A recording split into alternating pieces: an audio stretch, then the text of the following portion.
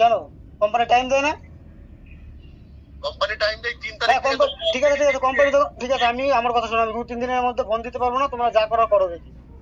যাও। এবার দেখো কি বলে, আমার ফোন এখনই হ্যাঁ ঠিক আছে যা করা করতে বলো। এই গৌরাঙ্গ, আমার কথাটা শোনো, তোমরা যখন আমার কথাটা শোনো দাদা, হ্যালো আমার কথাটা শোনো। এই ছেলেটা গেছে ওখানে, তাকে কথা বলো, আমাকে বলো না। আমার 5 মিনিট সময় লাগবে না। হ্যাঁ ঠিক আছে হ্যাঁ উদ্ধার করতে আমার 5 মিনিট সময় লাগবে না। আমাকে এই কথা বলো, আমি এখানকার লোক। হ্যাঁ ঠিক আছে তাহলে, আলাদা ব্যাপার। ঠিক আছে তাহলে আমার তো যে ওরা আমাকে কি উদ্ধার বলেছে করতে কিনা, আমার 5 মিনিট সময় লাগবে না, তাহলে ভাবো দেখি। কিরকম হুমকি। তুলতে পারবো কিনা দেখতে চাও তুমি আমার কাছ থেকে এই বলো। দেখো দেখো হ্যাঁ চ্যালেঞ্জ করে বলো, আমি করে রাখছি। চ্যালেঞ্জ করে করে কেন? তোমাদের যখন এই যে তুমি যখন বলছো যে শুনতে পারবো না, তাহলে তখন লোনটা যখন তুমি অন কল ফোনে বলো না, তুমি কি চ্যালেঞ্জ করছো আমার সঙ্গে যে টাকা আমি শুনতে পারবো না তোমার চলো, সঙ্গে? বলো। তাহলে তুমি বলো যে আমি টাইম দিতে পারবো না, তুমি বলো। দেখো যা কেন টাইম দেবো? আমি ওনাকে বলেছি 2-3 দিন ফোনটা দিতে লেট হবে, ঠিক আছে। উনি বলছে কি যে না আমার আজকেই লাগবে। আমি বলছি যে আজকে আমি ফোন দিতে পারবো না, তোমার যা করার করে নাও। আর উনি দেখছো, তাহলে আরো শোনো। তাহলে? 3 তারিখে টাইম অলরেডি আজকে 26 তারিখ হয়ে যাবে, তো টাইম দিয়েছো? কেন টাইম দেওয়া হয়নি নাকি? হ্যাঁ টাইম দেওয়া হচ্ছে, তারপরে আবার এই কি মানুষের প্রবলেম হতেই পারে। 26 তারিখ হয়েছে, 26 তারিখে আজকে তোমাকে দুটোর সময় কথা বলছি। আমার কথাটা শোনো দাদা, হ্যালো রবিউল দা, এই কি হ্যালো, শুনতে পাচ্ছি আমি তোমার কথা। হ্যাঁ আমি শোনো, আমি ফোনটা পাঠিয়ে দেবো, ঠিক আছে?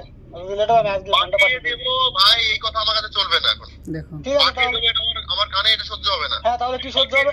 দেবো এগুলো না, এখন টাকা দাও, যখন পাঠাবা তখন আমি টাকা রিটার্ন করে দেবো। না টাকা পাঠিয়ে তো কমপ্লিট করো কেসটা। কেন আমার কাছে এখন নেই? তুমি টাকা পাঠিয়ে কমপ্লিট করো কেসটা। কেসটা ওপেন করে আছে, ক্লোজ করতে হবে। ঠিক আছে আমার কথাটা শোনো, আমার কাছে তো নেই এখন, তাহলে আমি দেবো কোথা থেকে সেটা বলো।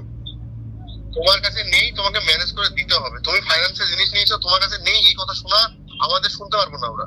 কেন ফাইন্যান্সে যখন লেট হয়, যখন লেট হয় তখন তো 600 টাকা করে তো ফাইন তো নিয়েই নেয়। আরে 600 টাকা ফাইন তুমি কি মনে করছো?